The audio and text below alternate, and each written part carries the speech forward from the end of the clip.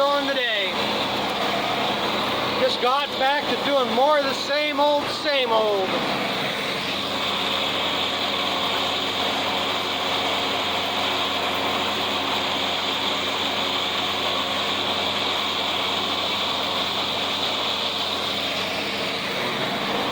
Every field I'm getting to is getting better and better, but still thin.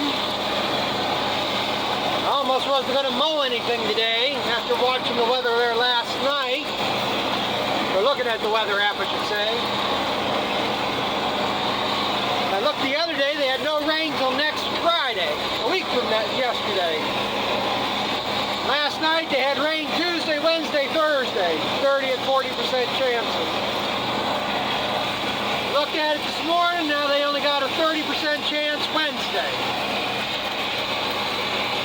So, I mean, that's more than plenty of time to bale the hay. But I was going to hold off cutting anymore until I got hay picked up that I got baled. I wanted to get that stacked in tarp. But I figured, well, I can still work that in between here now and take a chance. So I came up here onto my uncle's, great uncle's. I don't know what order I'm going to be putting these videos out,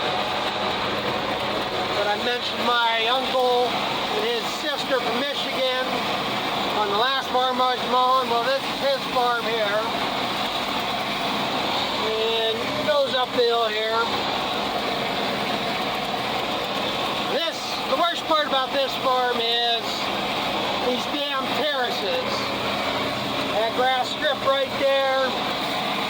And in between, there's 3 of them on this farm. And the thing with them is they don't hold them straight. They're not evenly spaced. You can see this one curves off.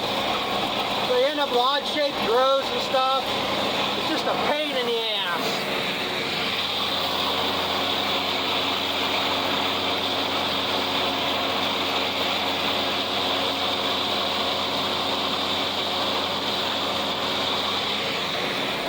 So if I had my way, I'd plow them out or rip them up. I don't even know if terraces are even, if they do them much anymore. The last terraces I've seen anybody putting in, they mound it up, make a hill. The main purpose of a terrace is the slow water flow and to control it. Now these are actually ditches. So they actually collect the water, and I don't know if they're supposed to take them to the ditch, take them to the woods, but it helps divert the slow water. Anymore, I think everybody agrees they're a pain in the ass. And with implementing no-till, strips, contours, I kind of think the terraces have gone out of the wayside. Like I said, I'm sure there's probably places and times that they can use them.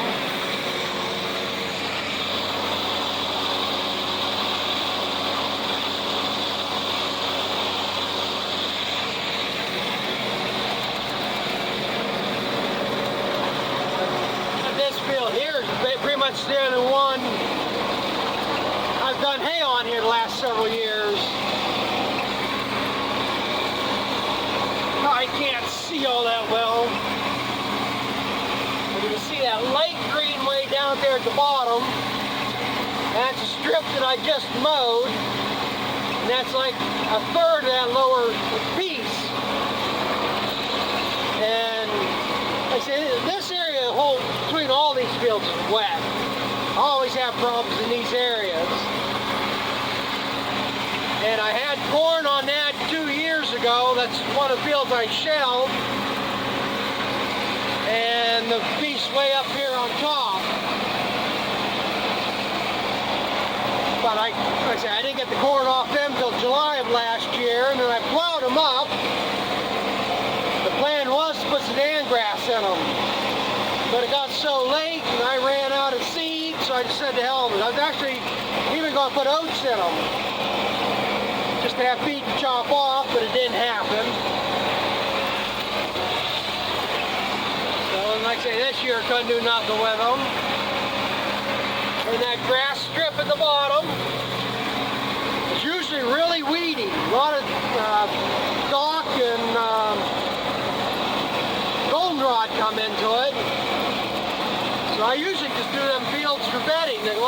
next one up on the other side of this terrace.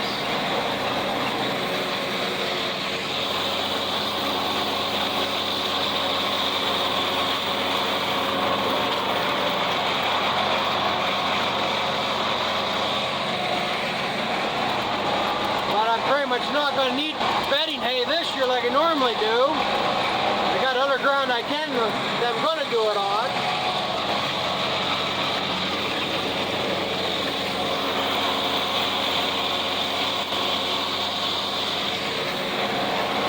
Look at them this year, there's really not that much weeds in there. It almost looks as good as this. I mean, I got a lot of these, I don't know what the hell these yellow flowers are. But in my opinion, it's not worth the hassle to go in there and spray for them. I mean, they're not noxious or anything. And when I put a poison on something, the cows, if they don't want to eat it, they'll sort through it. Last year there was a lot of that white flower. A lot of these hate those last year. I don't understand. They're just full of weeds last year. A lot of crap. This year things are fairly clean and just thin.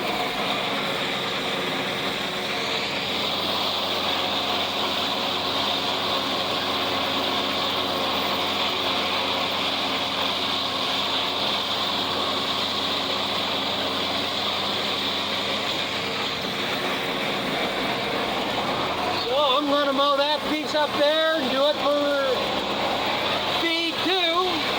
I ain't going to have all that much feed, it looks like. Got to get enough here if there's any animals I can keep. If not, I'll have hay to sell.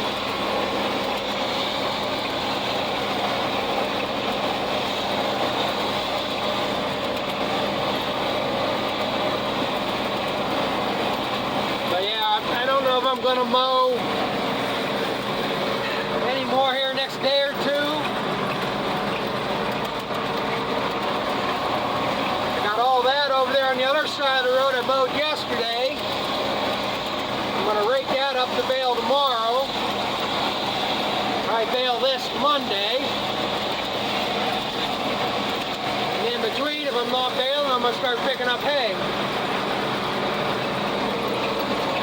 Ain't gonna be an easy job. Remember, I have to run the skid steer everywhere to load the hay because I broke the spear I have on the tractor, so that's the only way I'm gonna have to load it. But that's the biggest thing. Get the hay out of the field, get it under cover, and stack it up and tarping it. What I got left is probably not as good as this anyhow. I got 3 small fields there left on the neighbors. And then I got a couple strips on the other neighbor. If I really push it, I could probably do it all in one day. Probably make 2 cuttings out of it. And that'll be the last I have for hay on this up here in Erie County. You know, head down to my cousins in Crawford, but a lot of that's crap. A lot of it I'm probably just gonna mow it just to let it lay.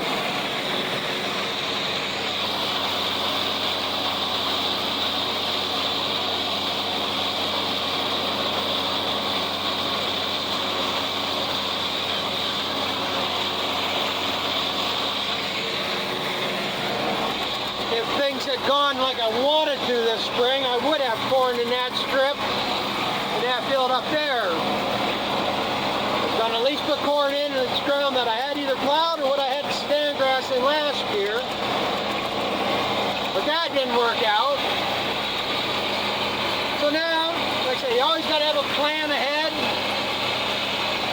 And if things had happened like I had planned, now what's going to happen is, because I still think it's got to happen, just waiting on somebody else to make it happen. It's out of my hands. And now if I can make it, get it to happen here in the next month or two, the end of July or August, I'm going to seed these 2 pieces down since they're already plowed up. If I can get up here with the discs, get them weeds disked in, get it loosened up. The thing is, it's going to need a little bit of rain on it for that to happen. But if I can get it worked up where I can get most of that stuff killed out, I'm going to put anything on it with as a cover, or just try to get the ground seeded, you know, get hay in it for next year.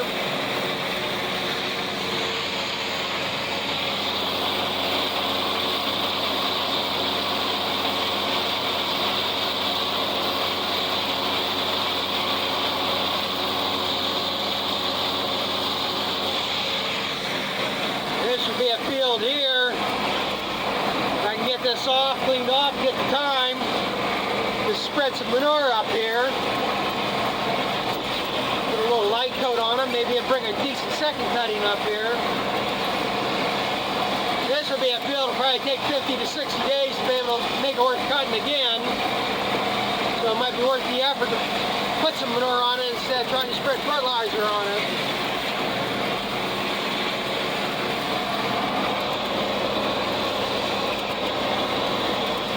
I'm going to get back at it. It's just boring round and round and round.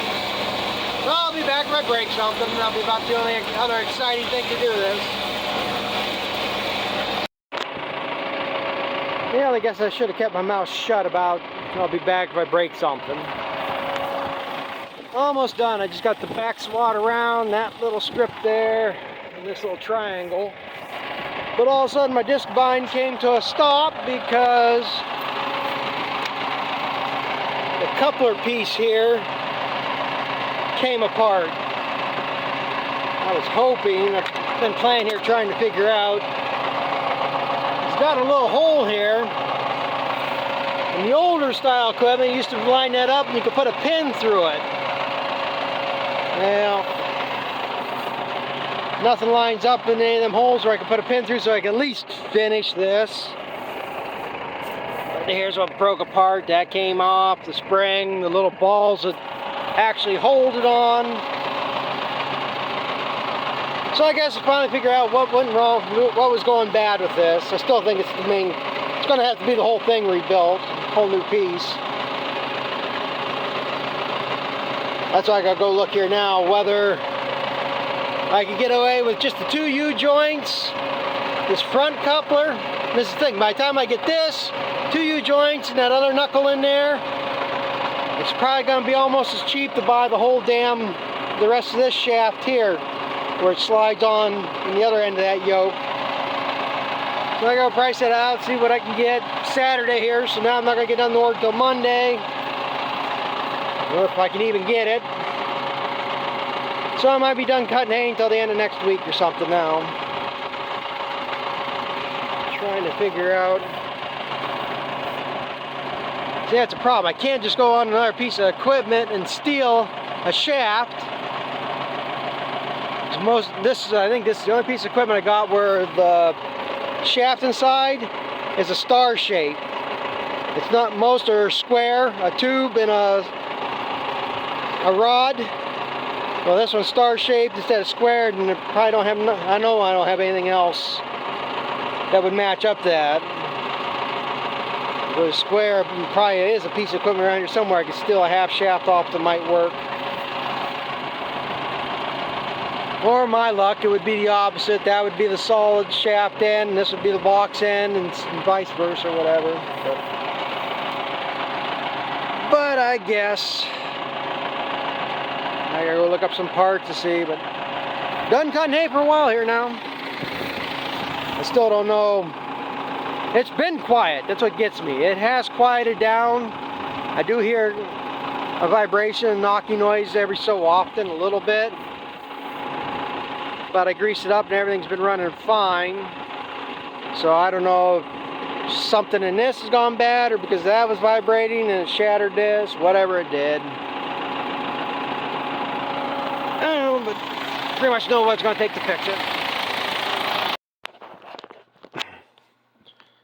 Well, I've been doing some looking here.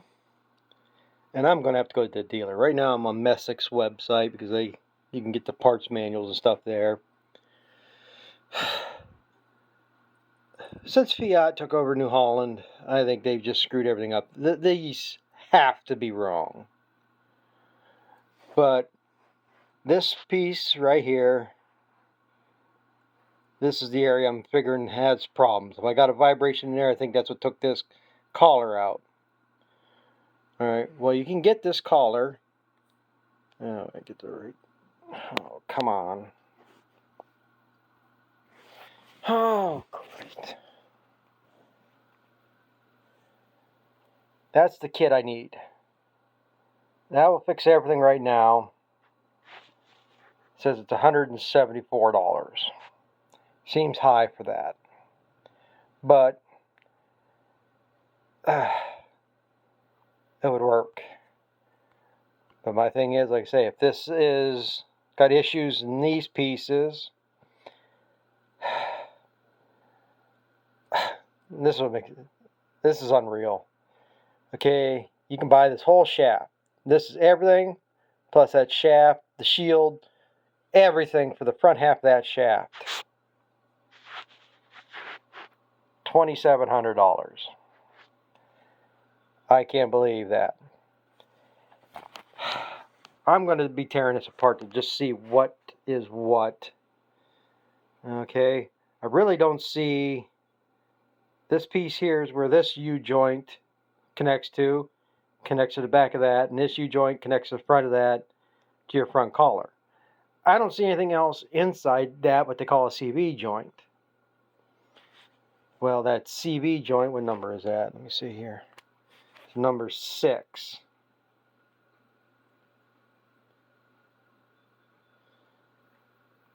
And this is where I'm going to have to go talk to the dealer because it must depend on serial numbers or something. But they have $1,200 for the price of one and $1,100 for the price of another one. And that's not including them U-joints, which U-joints should only be $50, $60. It says multiple options for number 4. It comes up with 2 options, $258 and $629. And it takes 2 of them. So it's going to be $1,300 or $1,200 in U-joints. So I say something ain't adding up right. There's no way that them prices are right. So what I'm going to do is I'm going to go tear this thing apart. I mean, I can't do nothing until the beginning of the week now anyhow. It's just a matter of there's a snap ring and this piece comes out, you slide the shield off and get it in. I can see how bad these worn. Maybe it just needs U-joints. If I need that front whole coupler piece, that's $730. So like I say, you got $700 for that, $1,200 in U-joints, $1,100.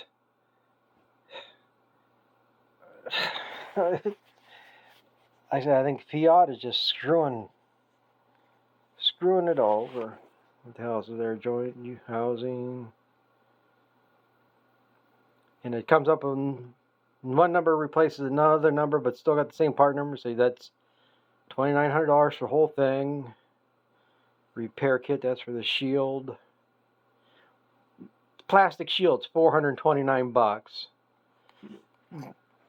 And that includes this knuckle piece, that coupler, and that shield, the decals. So like I say, I'm going to have to tear that apart, double check these, see just what is bad in there. Maybe I can get away with just buying this repair kit. Now, Messick's does have that in stock. I don't know if the local dealer will or not. And then, worst comes to worst, they do have a junk row up there. Maybe they'll have one they junked out and I can get the front half shaft will be good or something. But there's no way I'm spending $2,700 on that. So we'll be doing some investigating, but definitely won't be mowing hay until at least the end of next week again.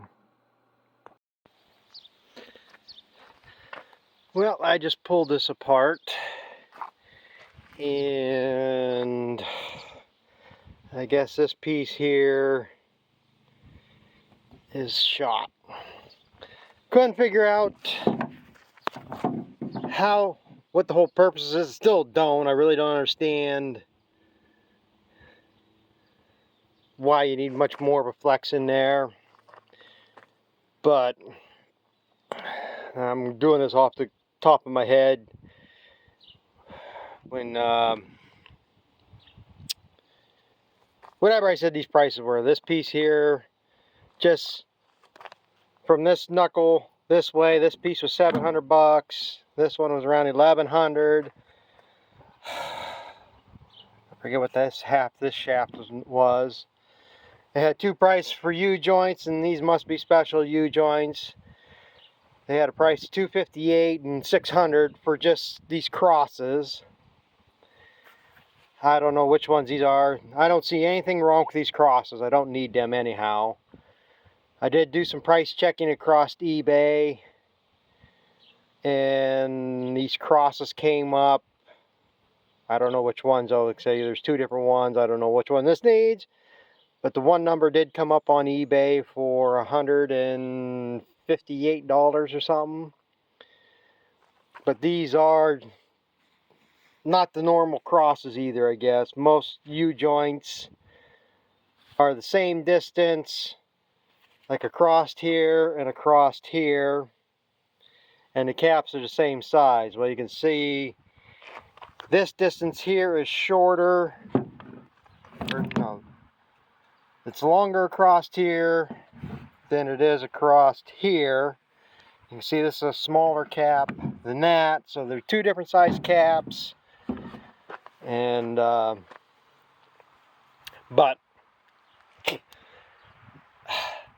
if I had the money and do everything, I would put new crosses in.